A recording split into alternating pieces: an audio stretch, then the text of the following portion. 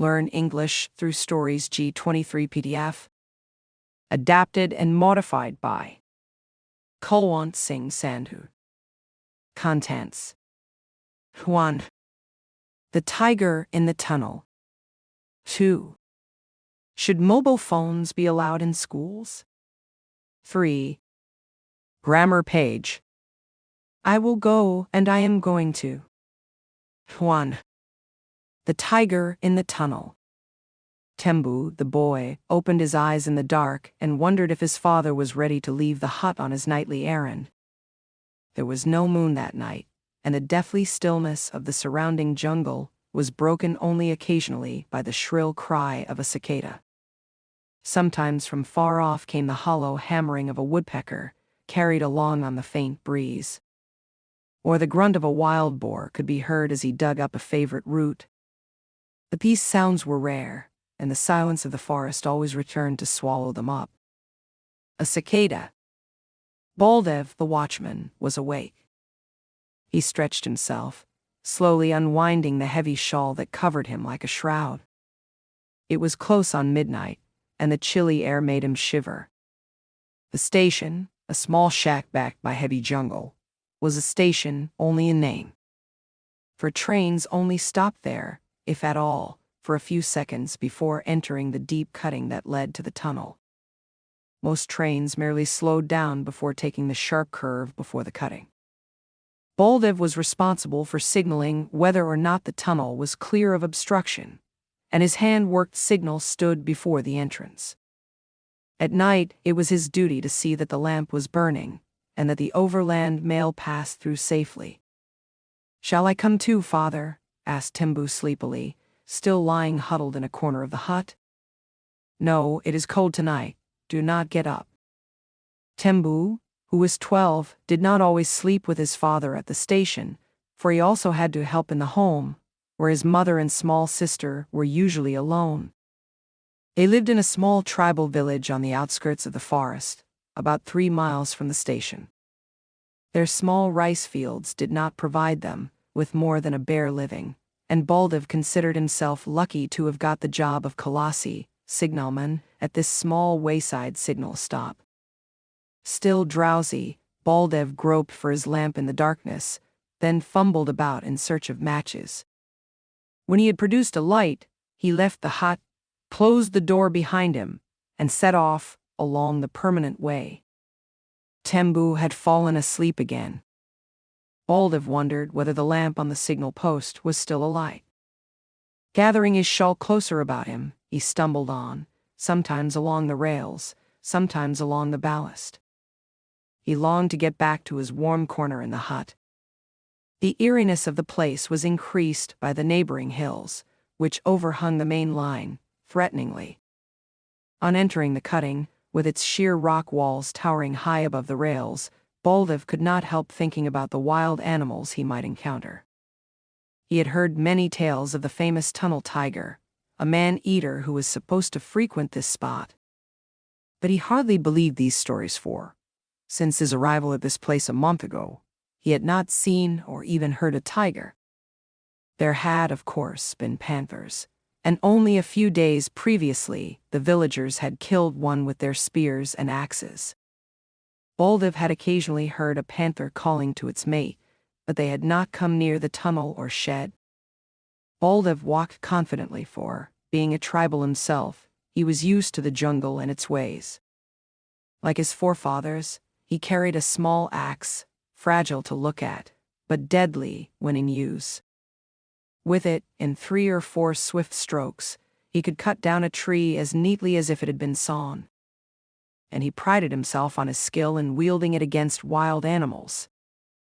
He had killed a young boar with it once, and the family had feasted on the flesh for 3 days. The axe head of pure steel, thin but ringing true like a bell, had been made by his father over a charcoal fire. This axe was a part of himself, and wherever he went, be it to the local market 7 miles away, or to a tribal dance, the axe was always in his hand. Occasionally, an official who had come to the station had offered him good money for the weapon. But Baldev had no intention of parting with it.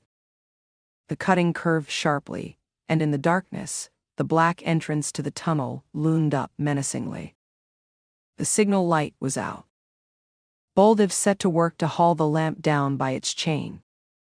If the oil had finished, he would have to return to the hut for more. The mail train was due in 5 minutes. Once more he fumbled for his matches. Then suddenly he stood still and listened. The frightened cry of a barking deer, followed by a crashing sound in the undergrowth, made Baldiv hurry. There was still a little oil in the lamp, and after an instant's hesitation he lit the lamp again and hoisted it back into position. Having done this, he walked quickly down the tunnel, swinging his own lamp, so that the shadows leapt up and down the soot-stained walls, and having made sure that the line was clear, he returned to the entrance and sat down to wait for the mail train.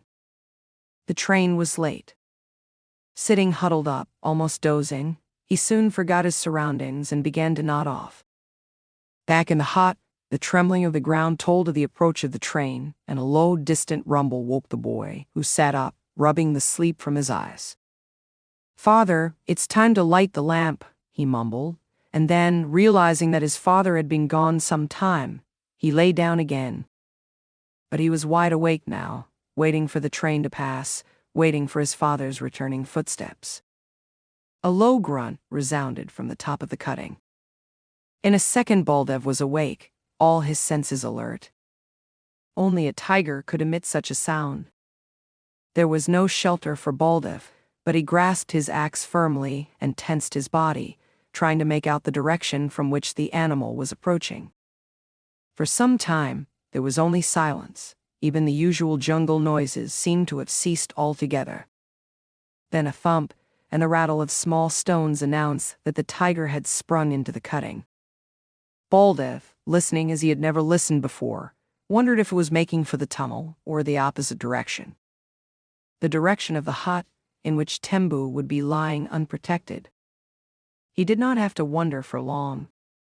Before a minute had passed, he made out the huge body of the tiger trotting steadily towards him. Its eyes shone a brilliant green in the light from the signal lamp. Flight was useless, for in the dark, the tiger would be more sure-footed than Baldiv, and would soon be upon him from behind. Baldiv stood with his back to the signal post, motionless, staring at the great brute moving rapidly towards him. The tiger, used to the ways of men, for it had been preying on them for years, came on fearlessly, and with a quick run and a snarl struck out with its right paw, expecting to bowl over this puny man who dared stand in the way. Baldiv, however, was ready. With a marvelously agile leap, he avoided the paw and brought his axe down on the animal's shoulder. The tiger gave a roar and attempted to close in. Again Baldiv drove his axe with true aim. But, to his horror, the beast swerved, and the axe caught the tiger on the shoulder, almost severing the leg. To make matters worse, the axe remained stuck in the bone, and Baldiv was left without a weapon. The tiger, roaring with pain, now sprang upon Baldiv, bringing him down and then tearing at his broken body. It was all over in a few minutes. Baldiv was conscious only of a searing pain down his back, and then there was blackness, and the night closed in on him forever. The tiger drew off and sat down licking his wounded leg, roaring every now and then with agony. He did not notice the faint rumble that shook the earth, followed by the distant puffing of an engine steadily climbing. The overland mail was approaching. Through the trees beyond the cutting, as the train advanced, the glow of the furnace could be seen. And showers of sparks fell like Diwali lights over the forest. As the train entered the cutting, the engine whistled once, loud and piercingly. The tiger raised his head, then slowly got to his feet. He found himself trapped like the man. Flight along the cutting was impossible. He entered the tunnel, running as fast as his wounded leg would carry him. And then, with a roar and a shower of sparks, the train entered the yawning tunnel. The noise in the confined space was deafening. But when the train came out into the open, on the other side, silence returned once more to the forest and the tunnel. At the next station, the driver slowed down and stopped his train to water the engine.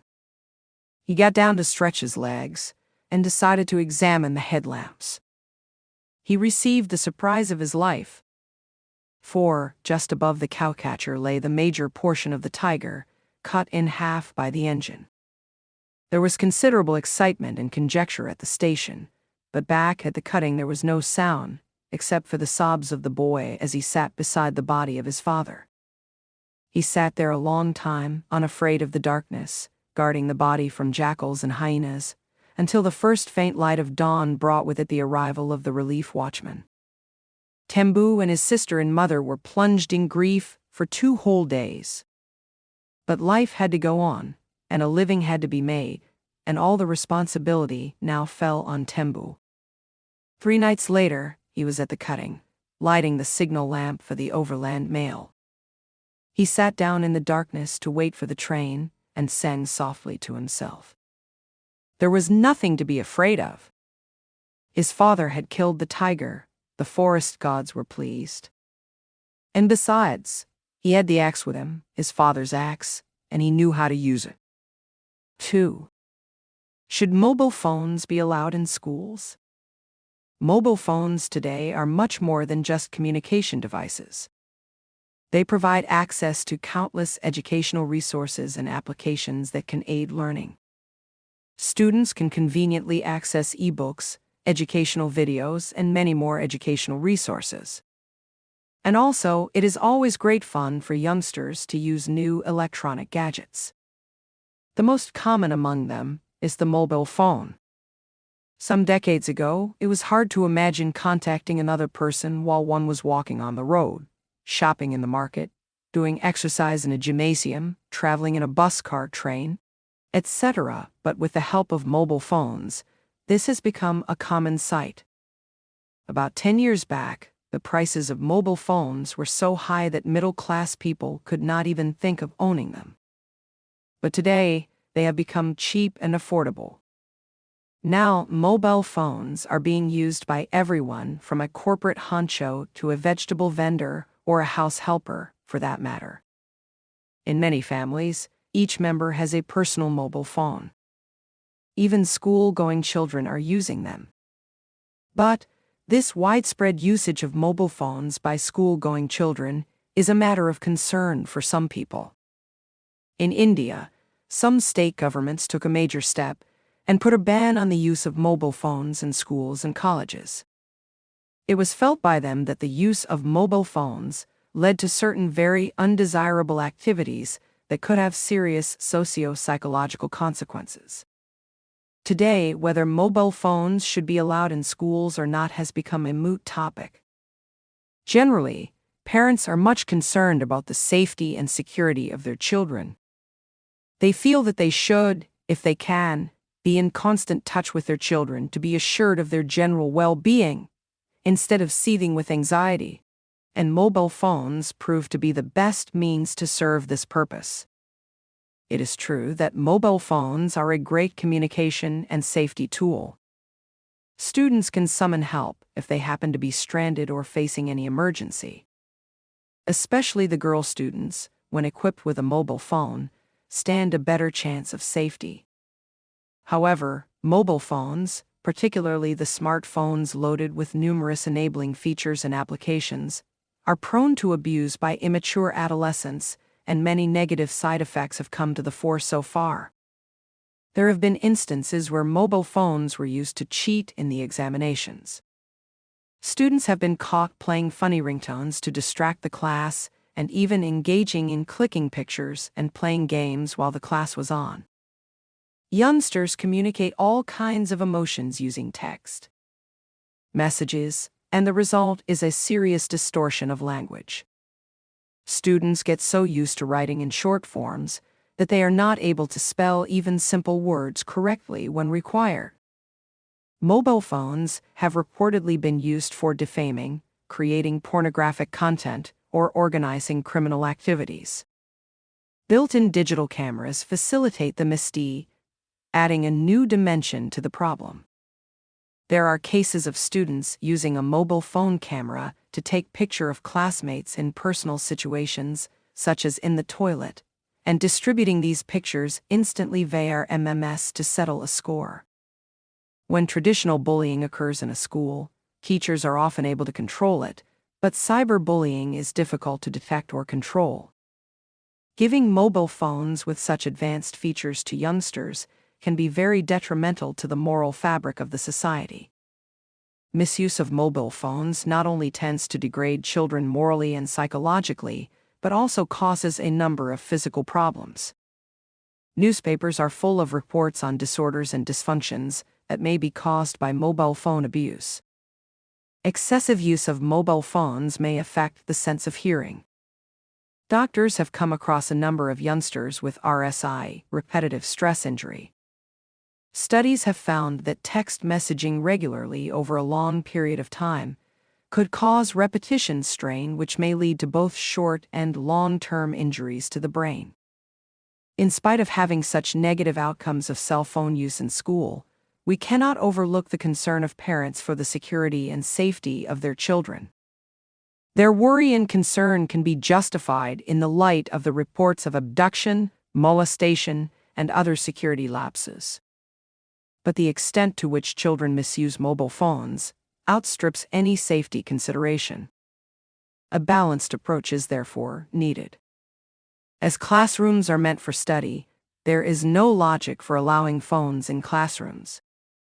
The senior students, if allowed to carry mobile phones, must keep their cell phones switched off during classes. Hence, a partial ban would be the right course. Vocabulary. 1. Gadgets. Small mechanical devices or tools. 2. Decades. Period of 10 years. 3. Honcho. A person in charge. 4. Consequences. Something that happens as a result of a particular action. 5. Moot. Debatable. 6. Summon. Call. 7. Instances. Examples. 8. Distract. To draw somebody's attention away from something. 9. Distortion. To change something so that it is no longer true. 10. Detrimental. Harmful. 11. Abduction. To take somebody away illegally, kidnapping. 2. Grammar page.